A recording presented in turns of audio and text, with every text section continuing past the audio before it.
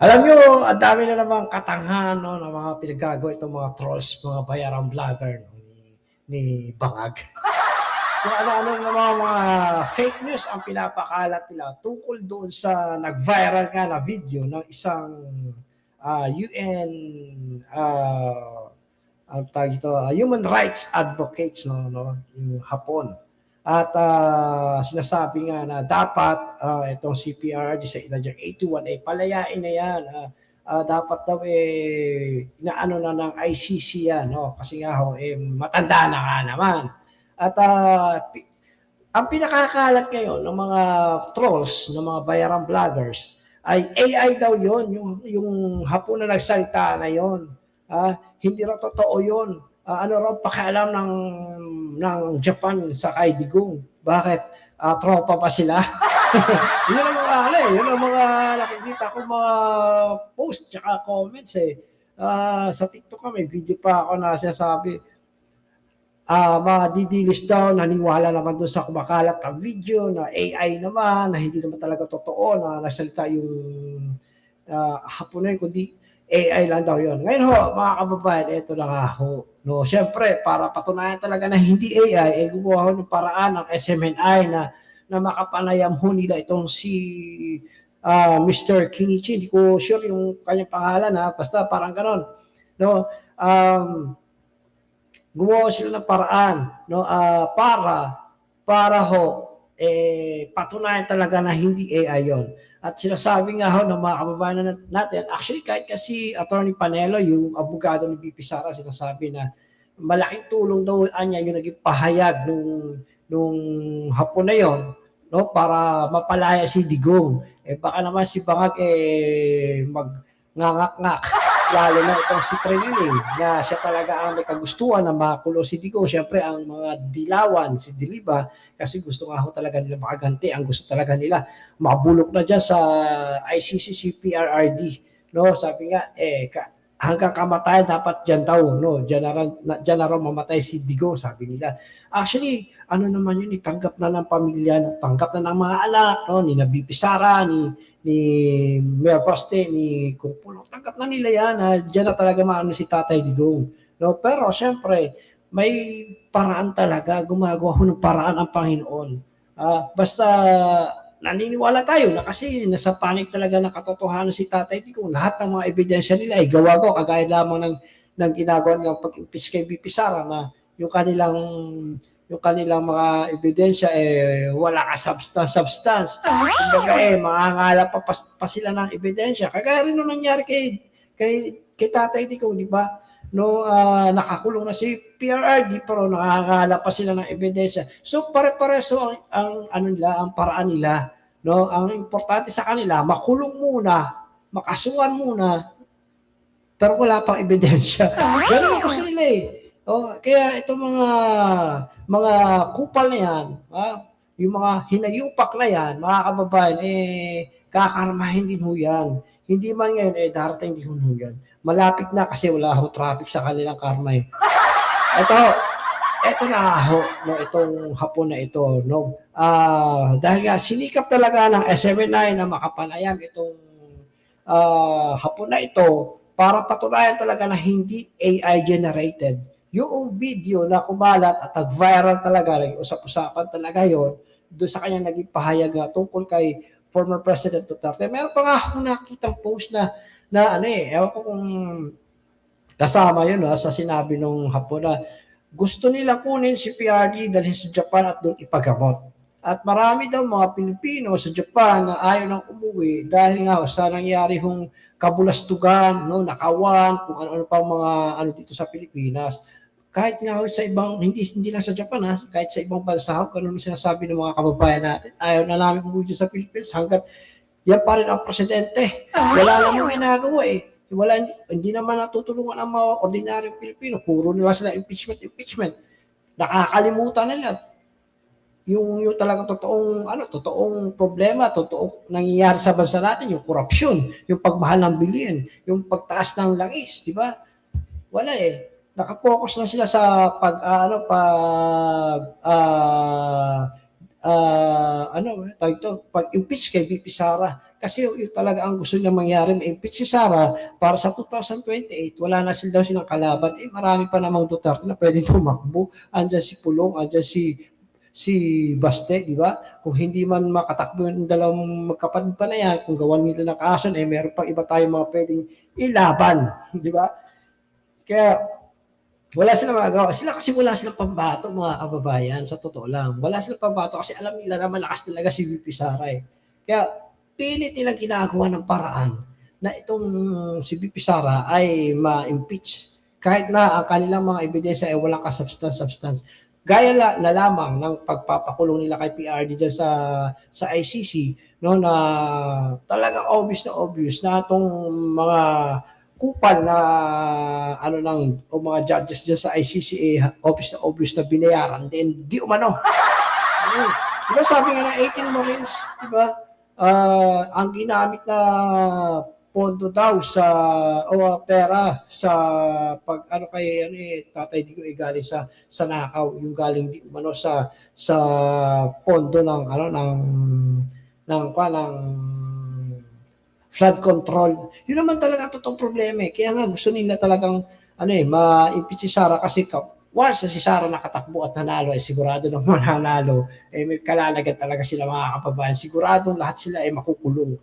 Yung mga kawatan ay makukulong talaga yan. Pero kung sakali man na hindi manalo si BP Sara, magtagumpay siya sa kanyang ginagawang yan, no, na pag-impeach kay BP Sara, eh may ano naman yan, may parusa naman sa kanilang langit, may parusa sa kanilang Panginoon.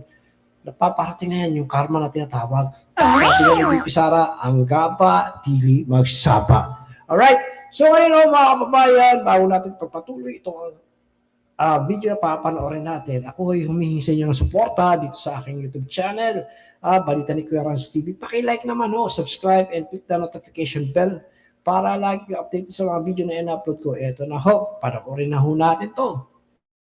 As a Japanese citizen, what motivated you to speak out on the case of former President Rodrigo Duterte? What was the tipping point, or what was the reason behind, sir? What motivated you? Okay. As a human rights activist and a researcher, I also domestically, I'm helping a lot of foreigners living in Japan, right? Because I mean, now in France, okay? Now in France, living in France right now, if I'm staying in France, I have so many difficulties just because this is a foreign country to me, right? So, but there are many friends who are helping me, and I don't feel any threat here, and I'm staying here comfortably, even in Geneva, same things, because this is a part of the area in France, but France and Switzerland is next to each other, right? So takes about 20 minutes to go to the United Nations from here. Anyway, so I've been helping the people, many Filipino in Japan also, and Vietnamese or Sri Lankans, many other people across the world, across the world, and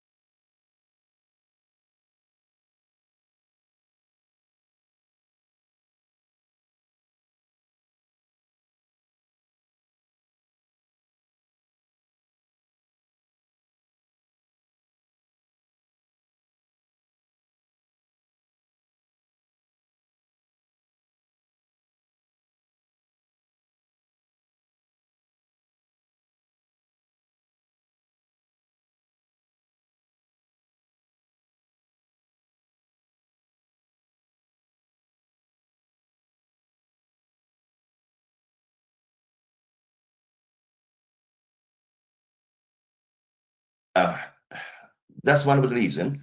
And some, women who got married with Japanese man and abused or became the victim of the domestic violence. So the people comes to me to talk and explain and asking to solve the problem. So I've been working for this about more than 10 years to help the foreigners in Japan out.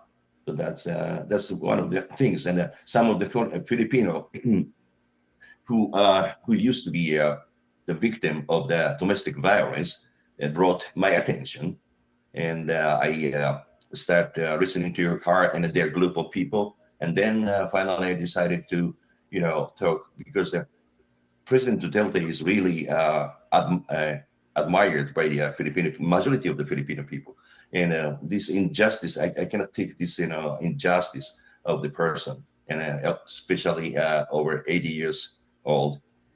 He doesn't have a long time anymore, so we need to do something. That's my motivation that I start doing this. Thank you, sir. Sir, what specific concerns that led you to raise this issue before the United Nations Human Rights Council? Many people have admired the points that you've raised in your recently concluded speech. Yeah, because nobody else is defending other than the Filipino people. But this is not a domestic issue. This is a totally international issue, and this is a human rights issue. And as a human rights defender at the United Nations, first of all, if you want to bring some issues to the United Nations, at least you have to try to solve the problem within the country, right? This is the basic rule. And so that means, if you do everything within the country and even cannot solve the problem, then you are allowed to bring the issue to the United Nations.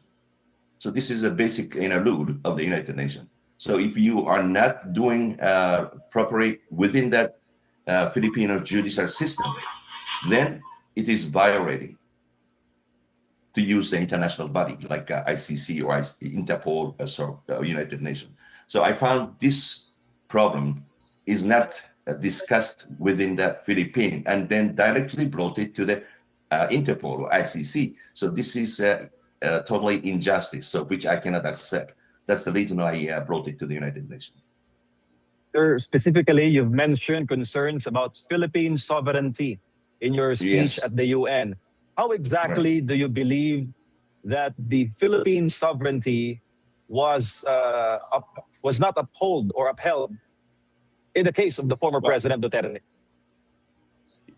First of all, here the Filipino domestic court didn't discuss anything, right? Nobody brought it to the court. So, but ICC is talking about Duterte. This is totally nonsense. You have to discuss or you have to, if you want to criminalize him, you have to bring it to the court first for evaluation or, to investigation. However, they didn't do it, and they just surrendered to ICC. So that means ICC is superior than Filipino sovereignty. This is wrong. Okay, so the matter or internal affair of the Philippines have to be decided by Filipino, not the ICC. Okay, so is the ICC is above your Supreme Court in Philippines? No, I don't think so. That's what I'm thinking. Sir, a lot of people are asking if your speech recently at the United Nations Human Rights Council was an AI-generated video. They don't Yes, am I AI? Yeah, they don't believe that the speech existed, and they're calling it fake. Now, Yeah. what is your response to those allegations? Well, maybe they think it won't happen, and they don't believe what is going on. But basic thing is that human rights is not the only regional thing, right? And okay, if they wants to believe that the AI, that's going to be okay because they don't understand what really going on the ground, and the human rights is not a joke. So we are taking it seriously, and if it is serious, we should not use the AI.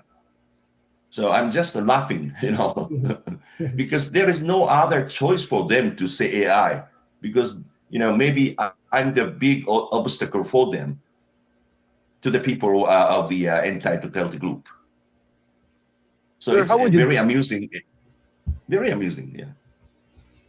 sir, how would you describe the support for the former president, especially Filipinos there in Japan, not only in Japan, in major countries in Asia, in US, in Europe, in all of those countries where there are Filipinos. The former president was really beloved by the Filipino community in anywhere of the globe.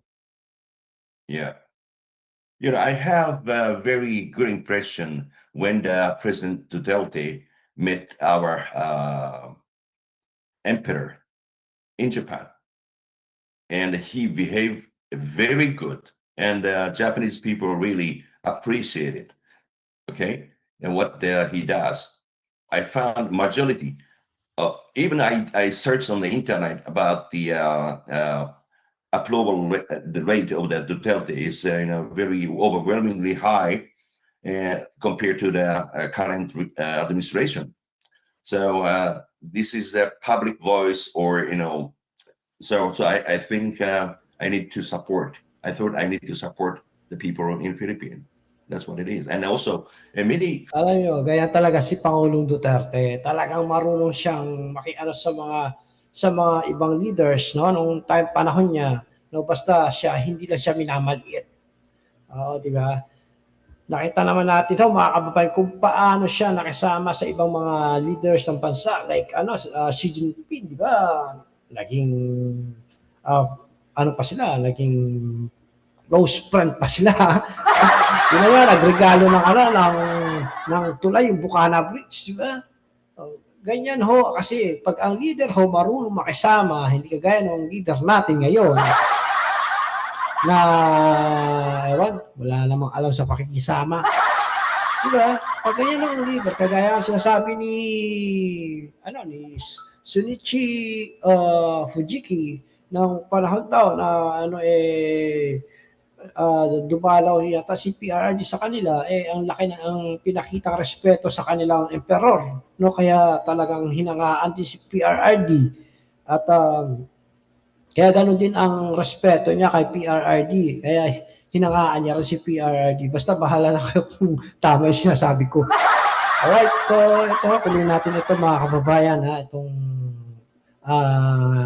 panayam ni Sir MJ Mondial dito kay Sunichi Fujiki.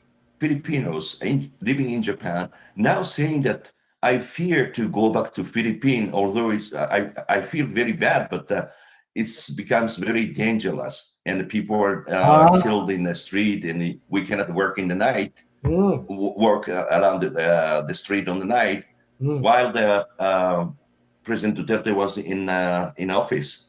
The people were very safe, and they could move freely. So this is a public voice. So I thought that we need to protect the Duterte and also entire Philippine people. That's the reason I did it. So you've said in your speech at the UN Human Rights Council that the fate of the former President Duterte was all because of politics. How do you say so, sir? Yes.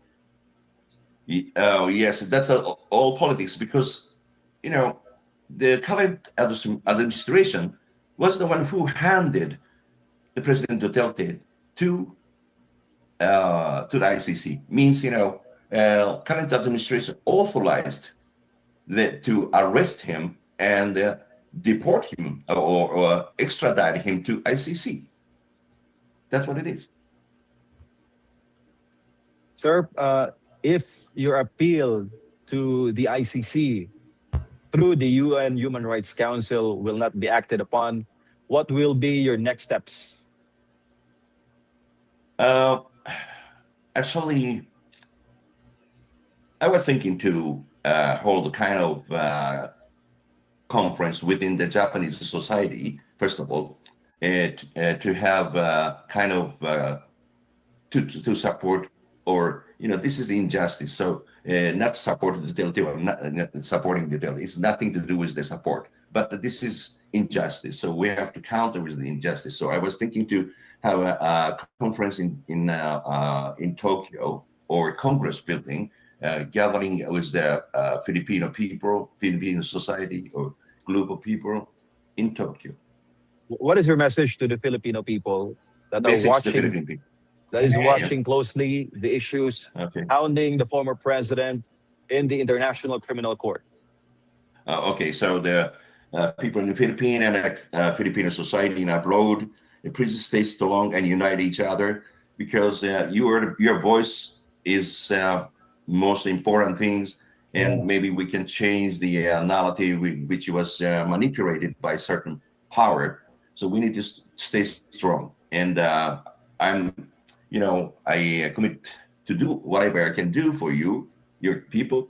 The reason is because Prime Minister Abe, who were assassinated, unfortunately, but he's the only one who was invited to Mr. Duterte, President Duterte's home as a friend, right? So this is one of the reasons that I admire President Duterte. And now he's in a very bad shape, in a very bad health condition. So we really need to get him out of the jail, and he doesn't deserve to be in the jail. He deserves to be back to Philippines to get the medication, or preferably I want to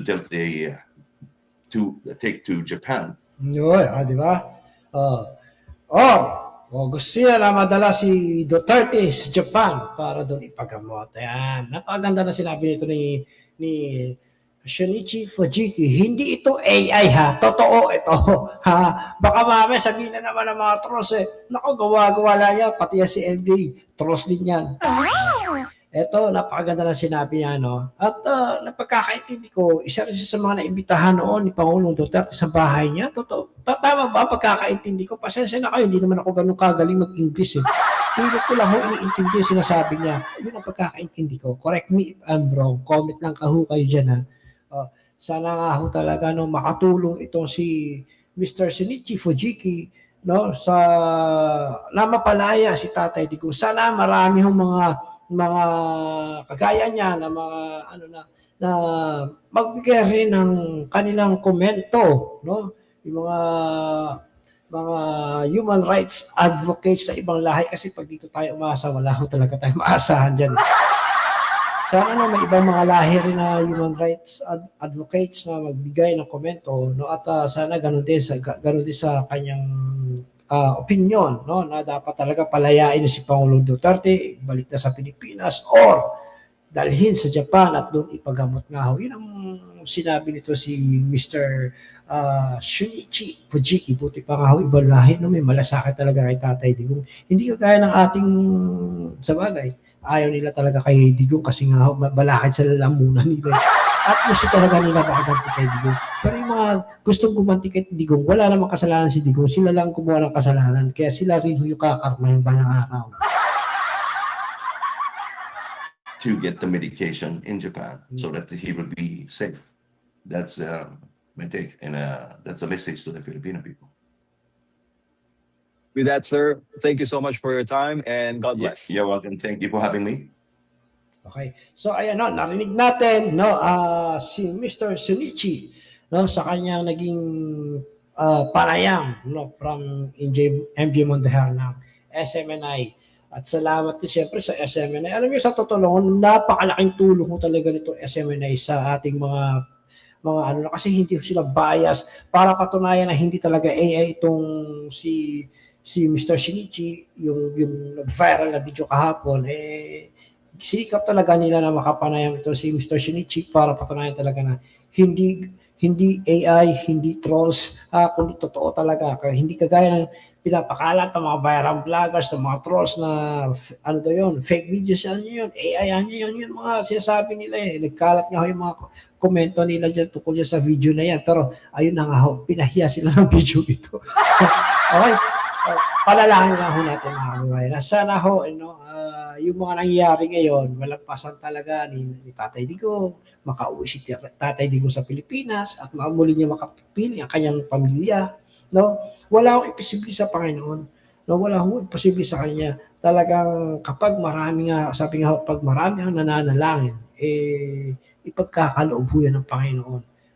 Kaya ho, kapit lang ho tayo mga kababayan, huwag tayo bibitaw. Tuloy-tuloy ang suporta natin sa mga Duterte at syempre si VP Sara din ho, na ipanalangin din ho natin na hindi magtagumpay ang mga demonyo. Ang mga kampon Satanas kasi ho, talaga itong mga kampon Satanas gustong-gusto talaga nilang ma-eliminate si VP Sara, mapatalsik sa pagka-vice presidente, makulong para sa 2028 wala silang makalaban na malakas kasi sigurado talaga, sure win ho talaga si VP Sara sa 2028. At kung napanood nyo yung naging pahayag ni Atty. Torion, talagang sisikapin din ho nila na ano na ho yung panukala na maging manual counting ho ang mangyaring election sa 2028 para hindi na magawa nila ng magic ang mga boto. Kagaya ng nagdaang eleksyon na bigla na lang nag-iba ang boto o yung counting ng yung kagaya na kay Senator Bato, kay Bongo na nabawasan. Okay, salamat po sa lahat mga kababayan. Ako muli humingi sa inyo ng suporta dito sa aking YouTube channel, Balita ni Kuya Rans TV. Hanggang sa muli, ingat po tayo. God bless. Bye-bye.